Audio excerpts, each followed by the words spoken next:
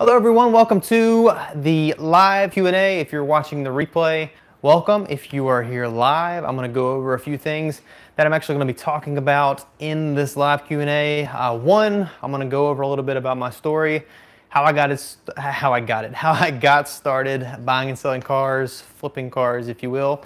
I've got a long list of questions that people have sent in, so I actually printed them out because it'd be easier for me just to thumb through these and just go over those with you. If you have any questions in the meantime, a lot of folks sent their questions ahead. So the email that went out, if you got that, a lot of folks responded back to that. They weren't going to be able to make the live video, but they wanted to be able to watch the replay. So they went ahead and sent their questions in ahead of time. So if you have any questions that you're thinking of off the top of your head, this is specifically geared towards the course. What's up, Michael? I actually know your name now, so that's awesome. Hope you're doing well.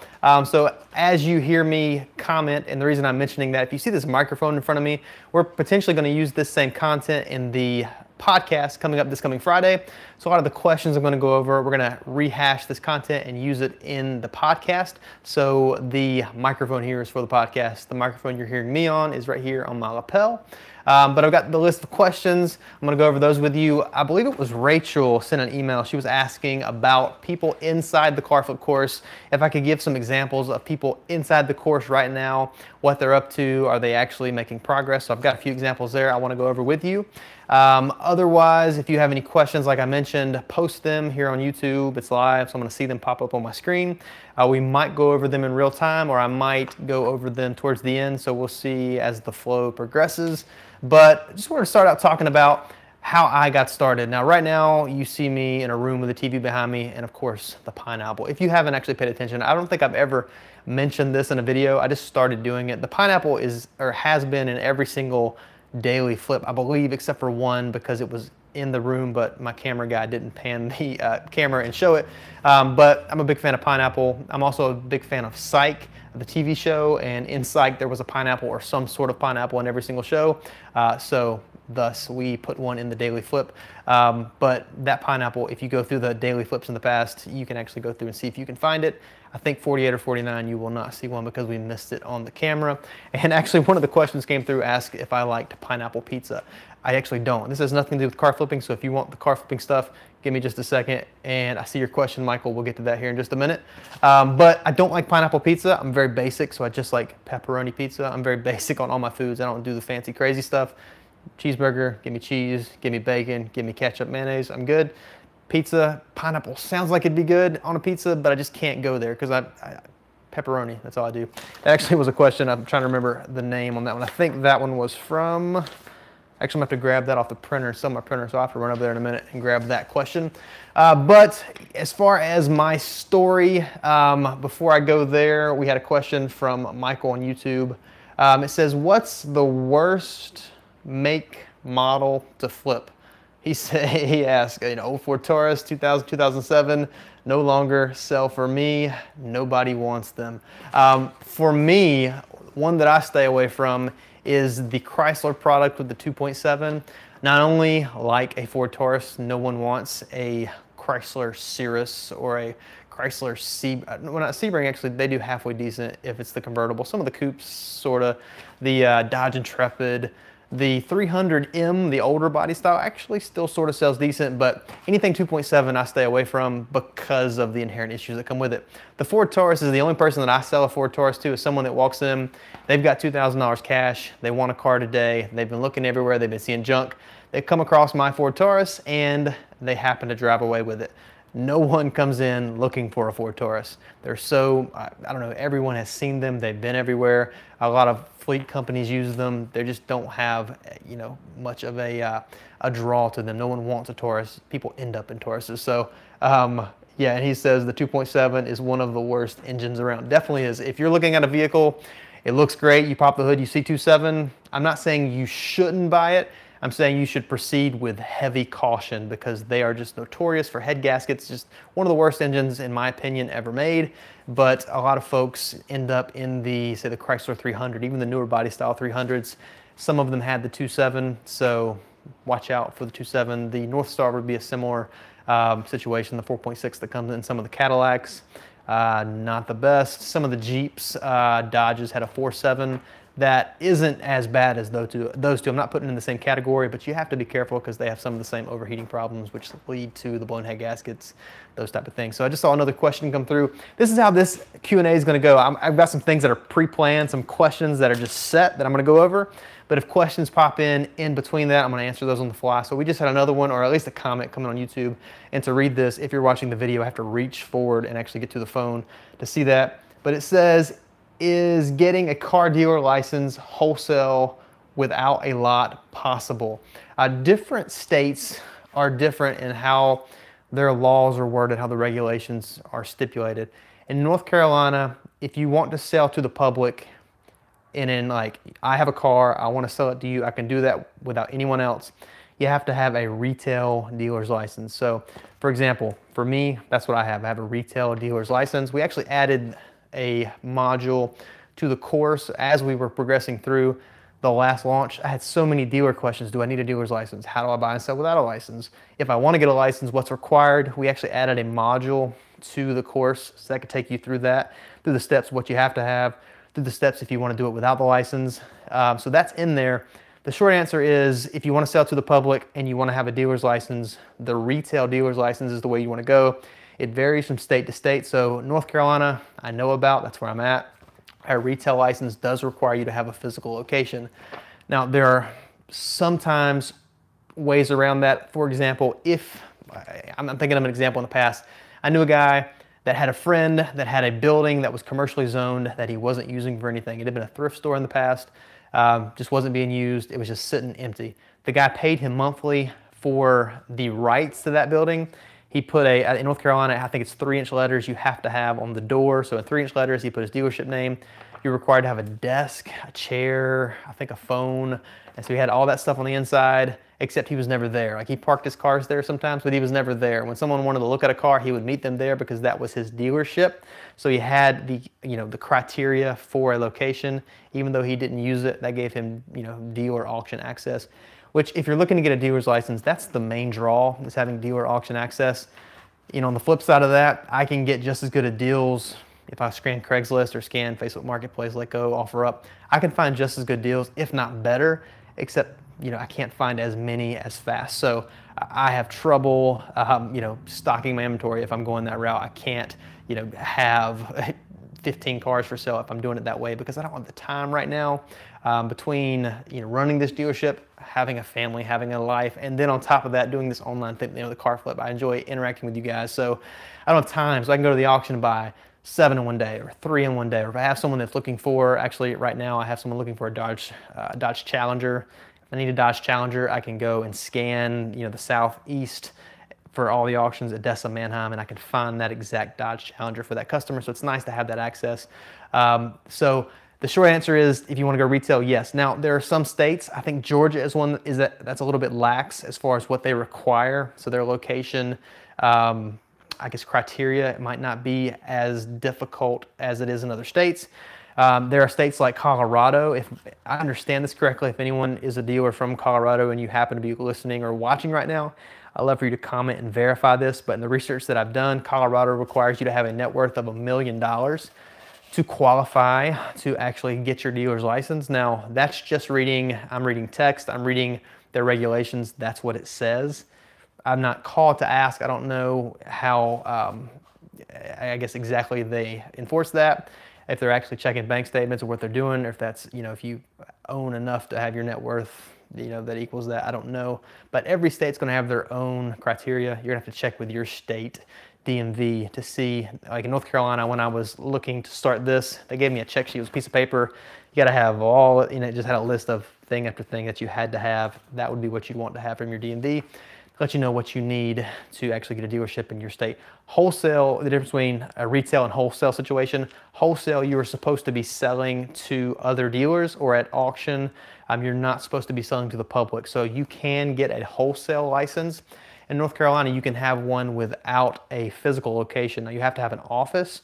So some people are allowed to do that at their actual house. They can have the office there, but they don't have to have the physical location. The problem with that is you can't sell to me. Like, if you have a car, I have cash, I want to buy it, you can't sign it over to me directly. Now, there are arrangements where you could set up a deal with another dealer, that if someone wanted to buy that car, you could sell it through their dealership. So essentially, you would give the title to the dealer would put it in their name, then the dealer officially sells it to the customer. The problem with that is you're dependent on another person, and there usually is going to be some sort of fee associated with that. Not to mention a dealer, you know, if a dealer needed the cash, they're going to work something out with you.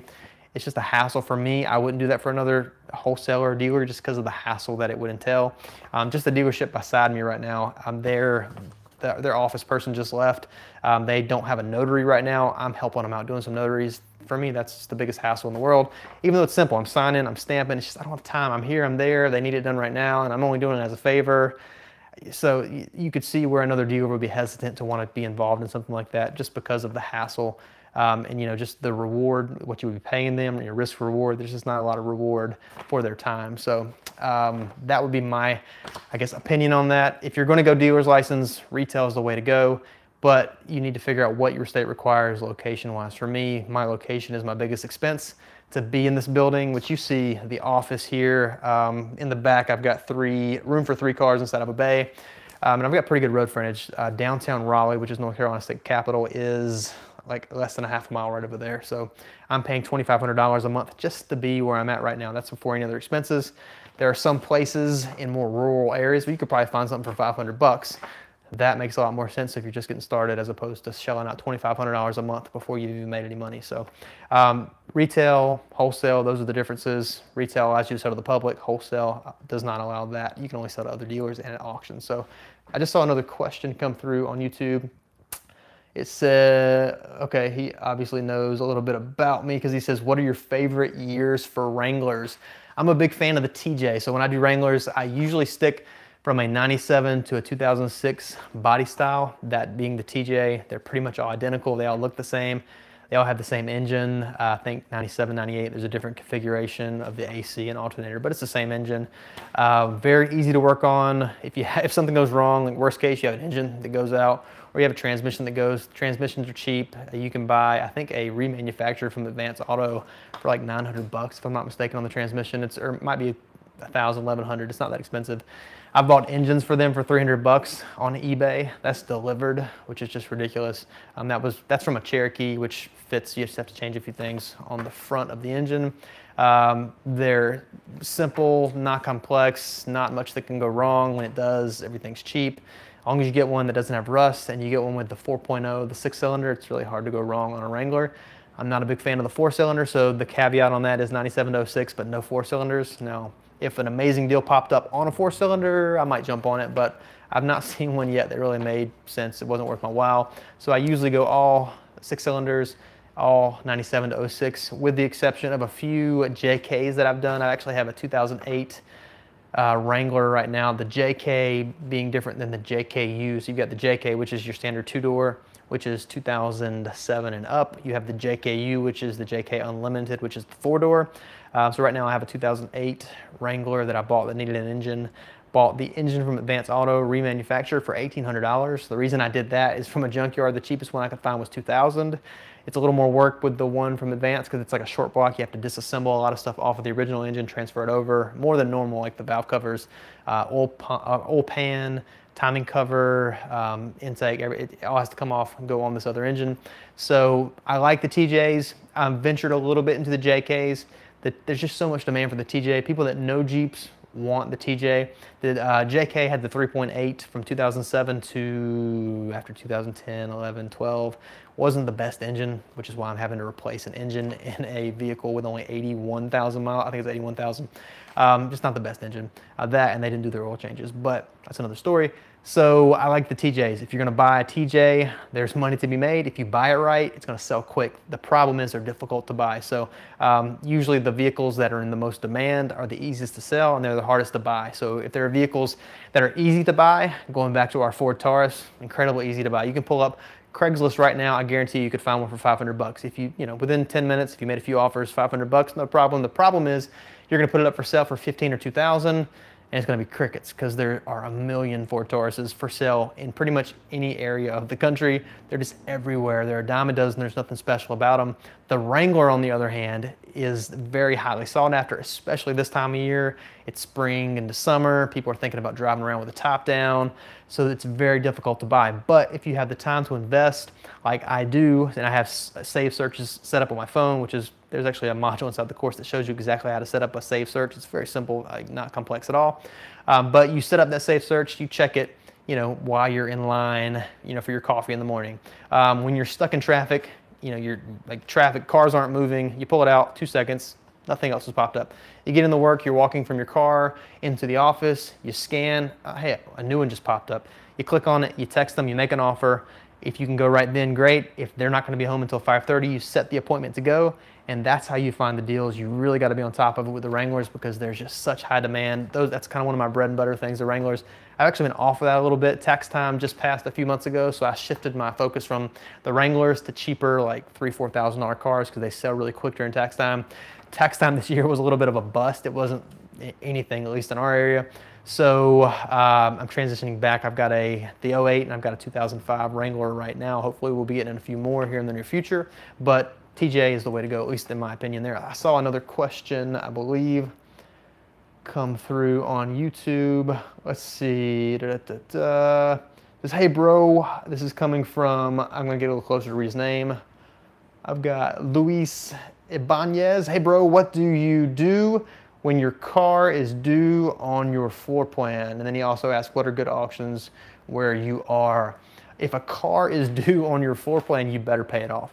That's the simple answer, and that's the easy thing to say. It depends on which floor plan company you're using. Most of them, at least that I'm aware of, don't allow you to go over. So you need to do one of two things. You either need to have the cash to pay it off, or you need to be set up with a second floor plan. So for example, if you have floor plan number 1, you owe the money and then you don't have it. So at least companies that I've dealt with, and I have a couple that I do deal with, one of them gives me a 60-60-60 time frame. So if you're a dealer, they basically give you cash to buy cars. You just have to pay the vehicle off once it sells, and you're paying fees in the meantime. So if you ride by a dealership and it has 150 cars, you're like, oh my gosh, how in the world do they afford that? They probably have a floor plan, and that's how they're financing that inventory. But so 60-60-60. So if I have the car for 180 days and I haven't sold it, 1, I probably didn't make a good decision buying it, so I don't need to do that again. 2, what am I gonna do? So let's say, for example, I have a $7,000 car. I don't have $7,000 free. Like I have $7,000 in the bank, but I don't want to pay it out because I've got bills to come, you know, that are coming up. So what happened is I'd pay off floor plan number 1, pay off the $7,000. They're going to mail me the title. I'm then going to contact floor plan company number 2, which I've already been set up with. You don't want to do this when you're in a rush and a panic. You want to already have floor plan company number 2 set up. You call them and you say, hey, I've got one. I want to floor it. It's, you know, a vehicle that I just got on my lot. There's going to be a form that you can fill out. You don't have to call them. You just send in the form. You put the vehicle, you put the value, which is going to be usually black book's what they're going off of. If you've had it over a certain period of time, sometimes they only do like 80% of black book or whatever their percent, maybe it's 90%. So you're going to send them that form. They're going to say, okay, we can do, let's say you owe 7, maybe you've had it for 180 days. So they say, I can only do 90% of black book. So I hate to even try to do this math. 90% of 7,000 would be 6,100 if I'm doing, no, 6,300. That's horrible. They're going to give you 6,000 something dollars. You then take that $6,000 and then you use that to pay your bills, and then you get rid of that vehicle, right? So you need to actually sell the car. That's how you would juggle that if you don't have the cash to overcome a massive hit on a floor plan. Otherwise, they're gonna come pick up your cars. So I've never gone over the limit of a floor plan. I've never got close to that. I've always sold my cars on time when I have used the floor plan. Like I don't use it for everything. I just every now and then it's nice to, if a car comes through and I need it, but I don't have the cash on hand, I can buy it and then pay it off later, which is handy. It's kind of like using a credit card.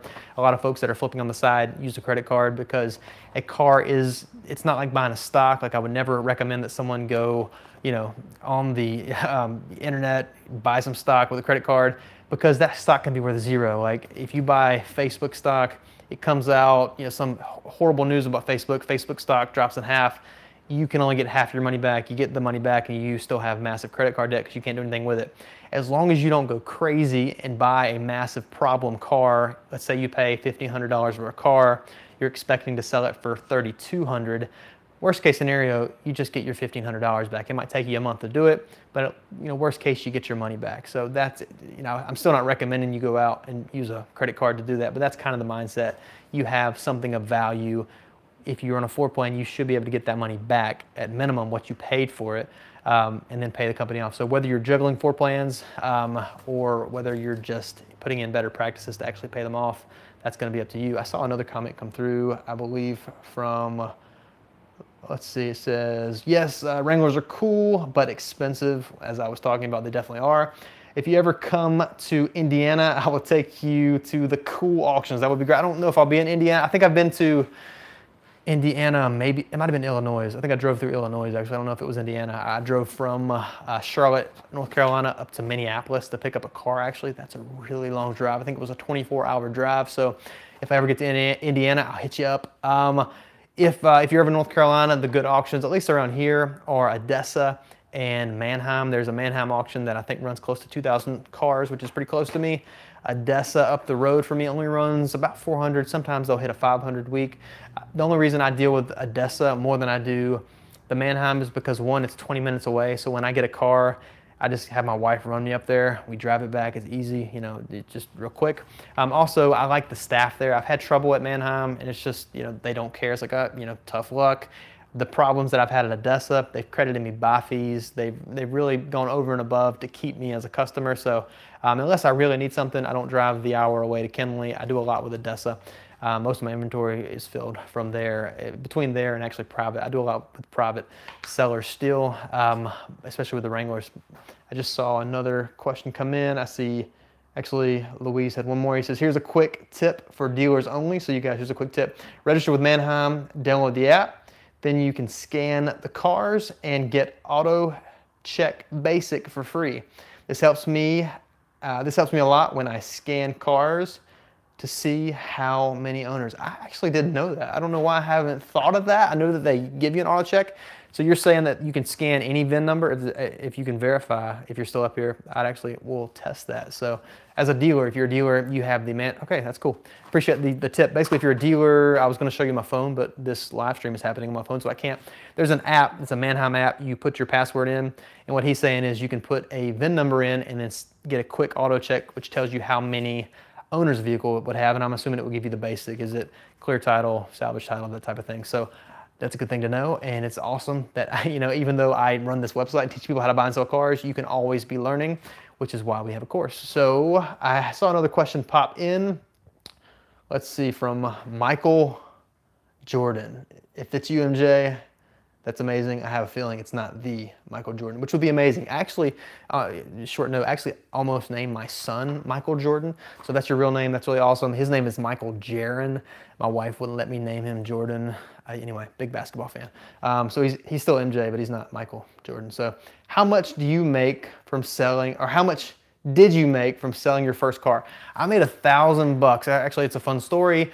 I made $1,000 on a car that caught on fire. I think I've told this somewhere else. I can't remember where. It's on a video somewhere on YouTube, but basically I bought a 1973 Beetle, drove it home. You can see the floor through the floor plans. Like, you can see the pavement as you drove by, but it ran and drove, 4-speed, you know, 1600 cc engine, yellow with white doors. It was a decent car, a lot of fun. Paid $965. Thought I could get 3 or 35. Got home with it, cleaned it up, buffed it out, cleaned the interior. Didn't really do much as far in the form of putting money into it. Was driving it to church one night, rainy night. On the way, I started smelling smoke, and before I said anything, my brother says, "Do you smell smoke?" And at first I was like, "Nah," and then I said, "Okay, yeah, a little." And then he said, you know, like in a really, I don't know what you would say, a really concerned voice, he says, "Oh my gosh, there's fire!" And I'm thinking, okay, you know, stop messing on me. And all of a sudden I look back, there's like 5-6 foot flames coming out of the back of the vehicle. On a Volkswagen, obviously the engine is in the back, at least the older ones. So I freak out. I'm slamming on brakes. Before I even stop, my brother goes flying out the door. He, you know, rolls over, hops up, runs off. It's raining. I jump out, run over under this tree. We're standing there. We're watching my $965 as I'm thinking it's going up in smoke. All of a sudden, out of nowhere, this guy swerves across traffic, jumps a ditch, and lands under the tree. Like he's in an S10. I'll never forget. It's like S10. Like slides to a stop across this person's front yard. Runs out, has something in a bottle. I still don't know what it was. It was blue. It looked like it was in a Windex bottle. I'm assuming it wasn't Windex because I would think Windex will be flammable, but I'm not sure. But he pours it on the back of the engine, goes out immediately. He comes over and, you know, I'm there dripping and I'm freaking out because he just put the fire out. We go over, we look at it. He actually gives us a ride up the road to our church. He was a volunteer fireman, so I don't know what was in the magic potion there, but it put out the fire. So we got it towed home the next day. Come to find out, it had been double carbureted. Someone didn't do a great job. There was a fuel leak. There was also an electrical short. There was some wiring that ran under that assembly. We had gas dripping. We had an electrical short. Those two don't usually combine in a positive way, and in my case it didn't. But it looked like most of the damage was actually cosmetic. Like there was a big fire, but it wasn't actually burning that long. It seemed like a million years, but it wasn't burning that long. Nothing really got damaged. Like some of the sheathing on some of the wiring, that shorted spot actually got a little melted, but it needed fixed anyway. Actually had someone in line at a gas station. My dad was at a gas station up the road. He's one of these guys that kind of knows everybody, and somebody's talking like, yeah, I'm really looking for a Volkswagen Beetle. I want a project, and I really want to go through one and just make it my own. And he says, I know a guy that's got a Volkswagen, and he's like, actually, it's my son. So they come riding up the driveway. I didn't know what's going on. My dad says, hey, you still want to sell your Volkswagen? And I think, I'm thinking he's rubbing it in, joking with me, because he's been buying and selling cars since I can remember. It was always a Porsche or a Corvette, or sometimes just a minivan, or just something. He was always buying and selling something. So he comes up. I think he's like pulling my leg, just joking with me. But I see someone out in the driveway, and he says, it's a lady, her and her boyfriend. Says she's looking for one. Would you be interested in selling it? And I said, yeah, I want to sell it. I'm thinking I'm going to lose my shirt. I'm thinking they're going to come up and offer me $400. But they walked down. Our house was up on a hill. The shop that we had there was down the hill. They walked down the hill. They're looking at it. I'm peeking out the garage because, it was my first deal. I didn't know what I was doing. My dad was kind enough to talk to them for me. They're looking at it. She's walking around. She looks everywhere. I see her looking at the floorboards, and I'm thinking, the floorboards are rusted. She's looking at every little problem that I was aware of, and I'm thinking, she's seen all the problems.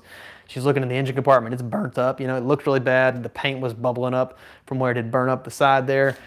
And my dad walks up. He didn't look like he was, had any good news. And I'm thinking, oh, okay, they don't want it, or they're going to want it for scrap price or whatever. And he says, well, and I'll never forget, like him saying the well, and then before he said anything else, like seemed like an eternity, but he says, would you take $2,000? And I'm like, on the inside, I'm flipping out. I'm like doing backflips, doing cartwheels. And I think I tried to keep it together. I don't know if I did, but I was like, yeah, I think I'd take two. And I'm almost like trying not to laugh. Like, are these people serious? He walks back down, comes back with $2,000 cash in his hand, and he says, where did you put the paperwork? I ran inside and grabbed it as fast as I could. We did the paperwork. They bought it for $2,000. I assume they restored it. I don't know the end of the story there, but that was my first flip, a 1973 Beetle.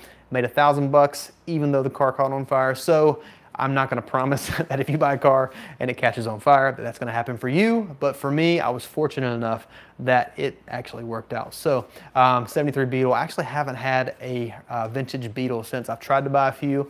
I got a really good deal on that one. And since the market for Beetles, it's just gone up and up and up. Obviously, they become a little more of a classic vehicle than they were, say, I guess that was almost 15 years ago. So anyway, I had a good time with it, and I was very fortunate to make $1,000. So I'm going to go back. I had a few more comments come through. Let's see. Michael says, I bought a motorhome that had an engine fire last year. Replaced the harness on top of the engine. And just as I'm reading this, guys, this guy's a nurse, right? So he's putting us all to shame that he can do all this, and he's a nurse. So, and I feel like I'm putting down nurses now. So if you're a nurse, or Michael, I'm sorry if you have, anyway, I feel like I'm talking to Ben Stiller here. He was a nurse, and his dad made fun of him in, what was that movie? Meet the Fockers, I think. But anyway, enough about nurses. Replaced the engine, replaced the harness on top of the engine with a few other things, did quite well with it, and it was a fun project. So yeah, I mean, if you can come behind somebody and something like this has happened and you recognize it's not a big deal. I've not done any motorhomes as of yet. My wife actually has been talking to me about doing that. It's summer. It'd be nice to have something for sale that we could also use on vacation. So we'll see if I do that. I don't know if I'm brave enough to buy one that's caught on fire, but it worked out pretty well for Michael there. I had another question come in. Actually, no, he just says, laughing at me, and says, that's an epic story. It actually was. It wasn't as epic at the time, but it worked out, so that was really cool. I have got a few questions. If there are not any others, I'm seeing another message come through. It says, those Beetles are expensive. Now, yeah, they are. My brother loves Beetles as well. And if you're thinking this guy can't read good, it's that, and my eyesight isn't that good, so I'm trying to strain. We have three. One my brother drove from Mexico. It's a 2003, but with the old body styles. That's pretty cool. I didn't realize for the longest time that they actually still manufactured them. So in Mexico, they were still manufacturing them until not too long ago. So pretty neat vehicle. They obviously brought it back for a reason with the new Beetle in 1998, I believe, was the year that came out. But I'm gonna get to some of these questions that actually came through about the course. If you were on the fence, if you're like, you know, this sounds like a really good idea. Maybe you've seen me in the daily flips, or you've listened to the podcast and you know obviously I'm doing it. I just wanted to give you a little bit of a rundown on what car flipping could potentially do for you and what the course would entail. So I have a few questions. I have a few specific questions, and then I also have some that are more generic, just because we had a lot of questions that came in that were worded similarly and were all basically the same. So one of them was, what can this course do for me? And basically what I would, I guess, compare this course to as a process. I went on vacation not long ago to, actually it wasn't vacation, I went to a conference in Nashville. I went to pull out and I'm thinking, okay, how do we get to Nashville? I pull out my phone, I pull up the GPS, I put in Nashville, actually put in my hotel, it takes me straight to my hotel. This course is a lot like that. Now it's not gonna, still live, that is my wife calling, so hopefully she does not call back. Not that I don't want her to call back, but it really ruins our live feed. She's actually bringing my son, what is it, 6:15 right now. She's dropping him off with me at 7. She's got to run some errands, so I'm going to have him the rest of the evening, which means I have to wrap this up in 15 minutes. So where was I?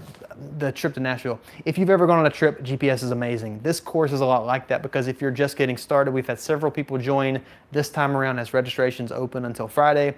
They have no idea. They're just getting started. They want to get their feet wet, but they don't know where to get started. This course can take you from where you are to where you want to be. And the course is set up with a camera. It's me talking to the camera, teaching you, basically downloading everything up here into the video so that you can, on the other side, hopefully see what I'm doing on my end and replicate that on yours. But the cool thing about this course is, like this video, if you're watching it in the future, this is going to be posted to YouTube. It's going to stay there. If someone watches this and they hear me answer one of your questions and they say, but what about, there's really no way to actually contact me, maybe you could leave a comment below and maybe I'll see it. Maybe I could come back and answer a little bit. But the cool thing about this course is when you have that question, but what about fill in the blank? There are live calls every single month so that we can actually hash this out, just like we are right now, except I can actually see you, so we can actually talk face to face. You know, hey, I bought and I'm having trouble with it, and so what should I do in this situation? We can talk that out face to face. There's a monthly call, and then there's a private Facebook community, which is different than our 3,000 member massive group, because I can't see everyone. If you post a comment, I might see it, I might not. In this group, if you post a comment, if you post a question, I'm going to see it. I'm going to be able to answer it every single time. So that's the difference between this course and, say, just throwing a question to the internet. So it's like a roadmap, which is why I would say what it could do for you. I just saw a couple questions pop through on the live feed. Let's see. Gabriel asks, is there a way around waiting for DMV to send you a new title after buying and waiting to flip? I'm actually checking something here, see if I'm still recording, and I am. Yes and no. So in some states, like North Carolina, if you're registering the vehicle in your name, there's definitely a way around that. It's called an instant title. So when you take your paperwork to DMV, you put it on the counter, you tell them you want an instant title, they're gonna get you a title like that day, like right then you're gonna walk out with the title. The difference of that being you file the paperwork and you wait 3 weeks later, your paperwork comes in, then you can sell it. Sometimes it's a month. I've known instances where it's taking a little bit longer if there's been an issue paperwork wise. So the other option would be you have the title, you bought it from the person, they signed their name as the seller, you went, if your state requires a notary, you had it notarized, and that can be done one of two ways. Either one, you have a friend or you have a connection that is a notary, and you take the vehicle, you take your paperwork in. For example, I am a notary, so if I get a title, I can stamp it, boom, I'm done. Being a notary is very handy if you're flipping cars. You can't notarize your own signature. Here at the dealership, I can't notarize my own signature, but I can notarize my wife's. So my wife signs, I stamp it, we're good to go there. So there's that option, or there is, in most states, I think, if I'm not mistaken, I don't want to say all states, but a lot of states, the title is only required, the only section that's required to be notarized is the seller's. So if the seller's signature, so if you buy the car, you run by a bank or you know a notary, you stop in, they sign, they stamp it, you're done. So you then could take that title and potentially when someone buys it from you, you hand over the title, they put their information in, they sign it. That's what is called an open title. Technically, that's not something you're supposed to do. I'm just telling you what some people do from a flipping standpoint. If you know someone that's flipping 30 cars a year and they don't have their dealer's license, that's how they're doing it most likely. That's the only way around it without having your dealer's license. So not, you know, I cannot legally advise you to do that, but I'm just telling you that's another way that you could do that. If you have the title in hand, when it's sold, you hand over the title. There's obviously no wait time. This is a legal thing. I mean, technically, I guess it would be legal. Let's say you have a friend that, or a cousin that has a car, they want to sell it. They don't like to deal with the public, so they let you sell the car for them. Like you could sell a car for them if they signed it and had it notarized, that's fine. So it's all on your level of how well you know the person you're selling it for. So if you just met the person, you know, I guess I'm trying to give you a way that some people would justify this, but that's how you would flip without actually putting the cars in your name. If you're registering them, you could then, and my wife has texted me, so she called, let's see, she's on her way. She will need a car when she gets here to drive. Okay, cool, because she's gotta leave me with the car seat. So that's a good thing about having a car dealership, having her a car. Shouldn't be a problem. She can just pick one from the front line. But that's how you would do it. Instant title or open title. It depends on what you're comfortable with there. But instant title in some states is an option. It's not always.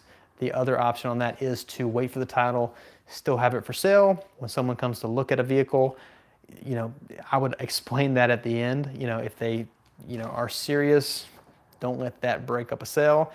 Do your best to explain it. You know, I just transferred this car into my name. The title's gonna be here in, you know, 4 days, and just let them know you can give them the title at that point. So that's how you potentially could go about that. Let's say the car is up for sale for 3 weeks. You don't have any, like I would not put the car up for sale because you don't know the level of interest you're gonna have. So at least have it up for sale. Worst case, you lose it over that. You know, you didn't have any more than you had before. So that's how I would approach that. I can't remember. I think I saw another one come through. What OBD scanner would you recommend? Louise recommends the MaxiSys Autel Elite. I think I have one here. Actually, yes. This is the, ooh, that was loud. This is the one that I use, and I don't know if this is the same one that he was mentioning. This is a MaxiDiag Elite. It is an Autel. I like this one because you can buy it for less than $200. It does engine codes, which is what you're probably wanting a scanner for, but it also does transmission codes, which is handy. It reads transmission data, which on a 2011 Jeep Patriot came in handy this week because we had to read the the transmission temperature, or the transmission fluid temperature, to be able to actually check the fluid. So this will allow you to do that. It also does airbag codes as well as ABS codes. So very handy to have one of these because you can read all of that. Actually, not too long ago, I had one that had an airbag light. I was able to scan it. It was in a Cadillac CTS. It told me it was one of the, and I'm forgetting the term. It's what your seat buckles into. I lost the term. We'll call it the seat buckle. It said one of them had malfunctioned. I sprayed some WD-40 in it, clicked it a few times, cleared the light, never came back. So it was just a sticking sensor of some sort. So this will tell you that if someone comes in and you have an airbag light and you say, I don't know what it is, you know, maybe you'll be fine. But if you can say, you know, it's just that buckle over there, it sticks sometimes, it's, you know, it's very safe. It's just the sensor inside's gone bad. It's a lot easier to explain that than it is to say, I don't know what it is. So this sometimes would even get you by being able to fix that. So I'm gonna throw this back down and look at a couple other questions that came through here a second ago. Louise says, the one I'm recommending is over 3,000. I thought you were meant, there's a bigger one. It's more like a tablet. It's touchscreen. That one looks amazing. I just don't want to spend $3,000, but at some point I probably will invest in it. It does everything. It reprograms computers. And like he says, it's only for advanced technicians. If you're working in your backyard, you probably don't need it because you probably wouldn't know how to use it anyway, but it's definitely something that would come in handy. I have, let me see the name on this. I can't read it, but it said, we have a question that says, by having a dealer's plate on a car, is there a special insurance you need to be able to drive it on a public road? Good question. In North Carolina, they just passed the legislation a few years ago that allows a independent dealer to drive a license plate as their personal vehicle plate. Now, before that, it was kind of a gray area. Everyone that had a dealership drove with a dealer plate. They just did. Like, it wasn't enforced. There was a little span where some people were kind of complaining about that. They didn't think you should be able to. The franchise dealers like Ford, Nissan, Toyota, they've always been able to drive a dealer plate as a personal plate. Even like the secretary's son was allowed to. Like, the franchise dealers could do whatever they want. That just got passed for the North Carolina dealers where they could do the same. You know, your secretary's son can't, but within the state of North Carolina, you're able to drive your dealer plate just like any other plate. And for me, I mean, I drive anywhere I drive my car, there's gonna be a dealer plate on it. So my car, which technically is any car here, my wife's car, her Porsche, she has the dealer plate on it. If I buy an RV at some point, I can use the dealer plate on that. I also have a motorcycle dealer plate that I can put on any motorcycle that I want to buy. Any Jeep that I drive for the weekend, dealer plate goes on it. And as far as the insurance goes, it's called garage liability insurance. Actually, I had a bill on my desk. I don't see it right now. Erie Insurance is who I use. I want to think it actually just went up. It was $2,400 a year. It just went up to $2,800, which is wonderful. But think about your current insurance on if you have 4 or 5 cars or you have kids, and think about what your insurance costs, and then think about $2,400 or $2,800. That could be half as cheap if I wanted to just have liability. That's for full coverage. So if an 18-wheeler comes by and smashes on my front line and somehow makes it away and we can't find out who it is, those cars are covered. If there's a hailstorm, those cars are covered. For the peace of mind for me, being I live 20 minutes away, I do full coverage because I can't be here and I wouldn't be able to sleep at night if I would, had to think about that. So a lot of times it actually isn't that much more of an expense because you can cancel your personal insurance and then use your dealer plate to drive your personal vehicles with. So it's called garage liability insurance. It's what covers the vehicles when my plate is on them, which also covers them when someone test drives them. Although the person's insurance here in North Carolina is supposed to cover them, but you have to have the insurance there. So yes, it's called garage liability insurance. So I am going to jump actually to a couple questions. I'm going to be very professional here and I'm going to run off the camera. A list of questions that I guaranteed people I would answer are over there, so I will be right back. Okay, there we go. These are people that sent some of their questions ahead. I will try to get through as much as I can. When I see a Porsche Cayenne pull in here in just a minute, that's gonna mean we're gonna have to wrap it up because my wife will be here and I'll have to get her set up there. And I'm also gonna have it's horrible, he just turned 3, I keep thinking 2, so my now 3-year-old with me for the rest of the evening, which should be a lot of fun. But Rachel asked a few questions. She says, when I buy a car, I assume I have to register it before I can sell it. I know that a fee would be contingent on the cost of the car, so would I probably have to subtract $500 or so? She's referring to the amount of sales tax registration that she'd have to pay. She's saying, well, could I expect to lose $500 or so per deal if I register? And the answer is yes, except it shouldn't be that much. North Carolina, it's 3% sales tax on a $5,000 car. That's $150. Registration title is $104. So do your math. That's $254 if I did that correctly. So not quite $500. The way around that is if you did flip with an open title, again, gray area. And if you drove home and you went 5 miles over the speed limit today, again, you broke the law. It is technically not by the law to do open titles, but that's something that I can only put in your hands if you didn't want to pay that registration, because someone is going to pay the sales tax. It just wouldn't be you because you're not keeping the car, so that's up to you. She then says, I live in Florida, so I can only sell 2 cars in my name before I have to get a dealer's or wholesale license. She says, is that correct? Yes, it is. We talked about that earlier. If a dealer wholesale license is needed, could you discuss the cost and or process of that? In a nutshell, because we're low on time, in order, actually wrote this in order because we're going to be adding a new module to the course. There's a module now. I'm actually going to be building a separate course that will be specifically for folks that are looking to start a dealership. And it's something I probably should mention. Anyone that signs up for the course this time around is going to get that for free. So added bonus there. If you sign up for the course this time around, you're gonna get that separate course absolutely free. It's not ready, it's not launched yet, but one thing that I was going through was the process. So in a nutshell, here's what it is. The first thing you need to do is find a location. Before you sign the dotted line on a location, you need to check with zoning. Zoning needs to approve that location. Once that happens, you then need to take the course. Most states require you to take a course to go over the dealer process, all the dealer regulations. In North Carolina, it's a 12-hour course the first time, if I'm not mistaken. A 2-day course in person. I took it once at a community college, and then I took it again.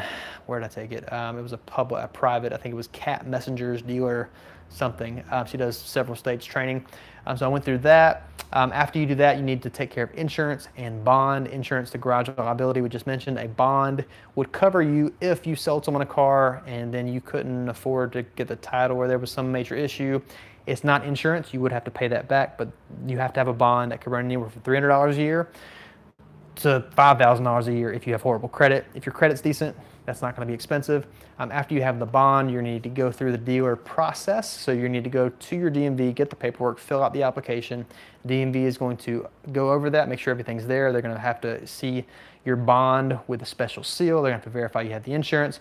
They're going to come by and check the location. You should already have something from zoning approving it. Once they see that zoning has approved it, they're going to make sure it meets the guidelines set forth by DMV in your state. They will then approve that. Once they approve it, and you're going to have, some states require signs, some states don't. Once they approve your location, you are allowed to sell cars in that location, which means you're going to need to get set up with an auction. So you would take your DMV paperwork approving you as a dealer. You're going to get set up with ADESA, Manheim, whatever. I was going to say public, whatever auctions are available as dealer-only auctions. You're going to get set up with them. You then buy vehicles, put them on your lot. You're good to go. It sounds simple. It actually isn't that complex, but you just need to know what to do in what order, which is why I'm building a separate course, which is why I'm giving it away to people that are signing up this time, because I think it's going to be a major added bonus. So it's the first time I've mentioned that. So if you sign up for this time, you will get that as an added bonus. And then she says, do you have any success stories from your last training? I think she's talking about the last time we launched the course, which was a couple months ago. We've had 10 people go through it. It was a very limited launch. I didn't want a lot of people to go through it the first time because it was new. It was a new program. We changed a few things. We tweaked a few things, and it's right where it needs to be right now. But do you have any success stories, especially of people like me with limited experience, mechanical background? The first person I'm going to give you as an example is actually myself. When I started flipping cars, I knew absolutely nothing mechanically. I was not the kid that sat with his dad, on a Sunday or Saturday afternoon while his dad was changing brakes or while his dad was changing an alternator. I had no interest in that whatsoever. So when I started flipping, it was great to have the resource of my dad, even though I didn't pay attention as a kid. If I had a bad alternator, I said, hey Dad, how do you change an alternator? How do you know if it's the alternator? How do you change brakes? I was married until I had done my own oil change, which is embarrassing. It was a 2003 Dodge Durango, first oil change ever. Did it in the driveway, not the most fun to do. But so, I always had those things done for me. And I got married very young. I was like 19, 20. It's horrible. I don't remember that. But I was, every single car that I bought, I sold. I never changed the oil in the cars that I bought, which is probably horrible. But or either I had it done. My dad had some mechanic connections, so I was able to utilize those when I first got started. But I didn't know anything. Like, I remember my father-in-law showing me how to change brakes when I was dating my now wife, and I'm 19 years old. I'm flipping cars, and he says, hey, what do you know about brakes? And I was kind of embarrassed, and I said, nothing. He showed me how to do it. I saw it done one time. I've been able to change brakes ever since. I'm a visual learner, so once I see it, I'm good. But I'm going to just run off a few people. I just wrote down a few names here. I'm thinking of, actually, just because I haven't got their permission yet, I'm not going to read their names off. I don't want to mention 3 people in particular. The first, as of 6 weeks ago, he had sold 8 cars. Cars anywhere from Trailblazers to Envoys. I know he had done a Odyssey, he'd done a Nissan Sentra, Altima. He'd done a lot of the Envoys and Trailblazers, but he sold 6 cars. He said he'd made an average profit of $1,500 per car. The first car, he signed up for the course. The first car he flipped, which wasn't much longer after the course, he made $2,200 on it. So he, quadrupled his investment into the course, or more than that. So he's been killing it. He's been off the charts. Since 6 weeks ago, I've not had close contact since 6 weeks ago. He, I know has sold. I've seen at least 4 cars that he sold in the group, in the private community. He's posted about those. So I know he's done at least 4 since then. So that means he's done 10 that I know of since he joined the course. I'm thinking of, I have another, and I'll keep the names off. This is a husband and wife. The husband is a mechanic, which is a major bonus. So he and his wife have gone into this together. They purchased the course. I'm going to read you something she posted inside the course just to give you her mindset towards flipping right now. It says, "Hey all, just wanted to give you an update." And she lists her name and her husband's name. She says, "He and I sold 3 cars last month, all Audis, and hopefully plan to sell more than that this month.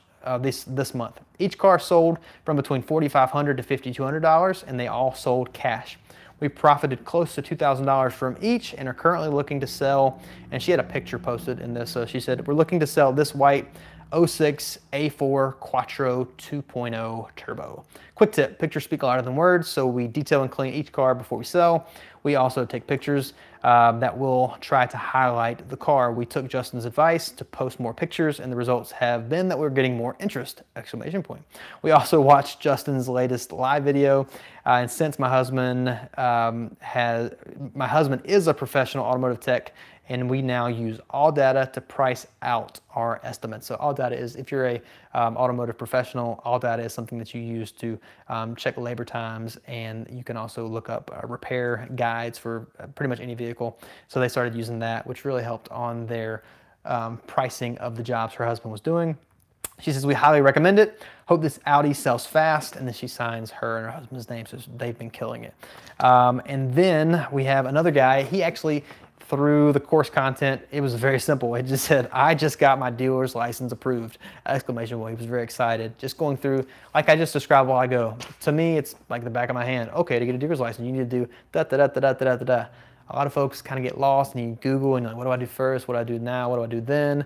And he went through the module. Okay, I do this. He went in order, got his dealer's license, and he's doing great now. So those are 3 people inside the course, that I just grabbed just to tell you how they're doing. So hopefully, Rachel, if this is something that you're interested in, you'll jump in. I'd love to help you do the same.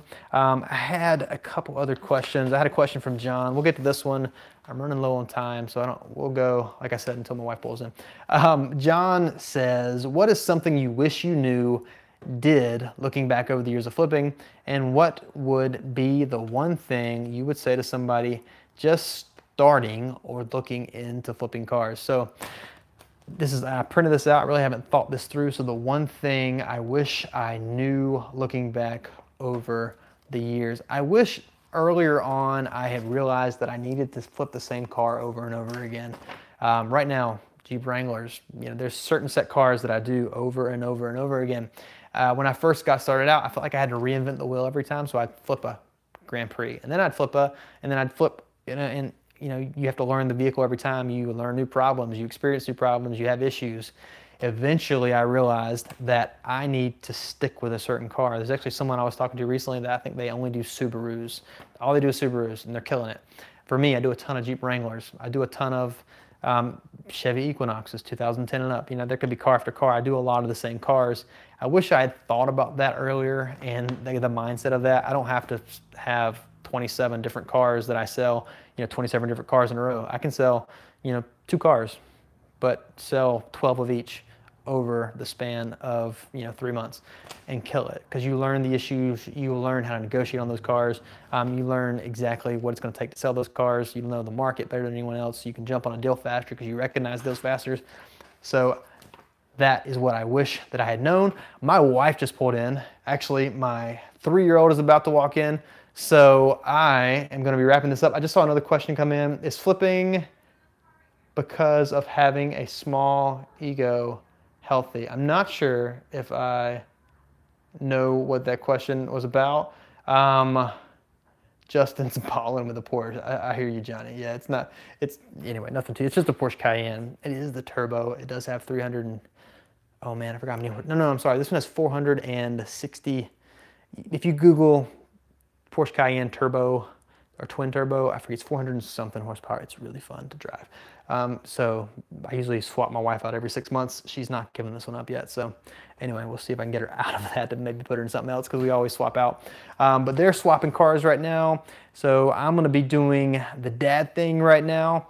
And if you guys have any follow-up questions, if you're watching this later on, you have any questions, post them below. I'll come back and check this out later. If you are serious about joining the car flip course, if you're serious about flipping, and I'm seeing another question pop up, are you into swapping wives? No, I'm not. I've got a good one. I'm sticking with her. If you're interested in the course, be sure to join before this Friday at midnight. The course will close. We won't open until later in the year.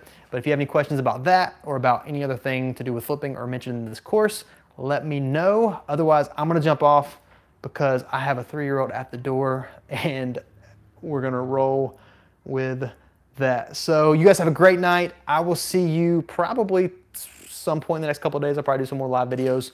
And I actually went to the beach tomorrow, which is fun, which means I got to get some stuff done before I do that. So you guys have a great night, and I will see you later.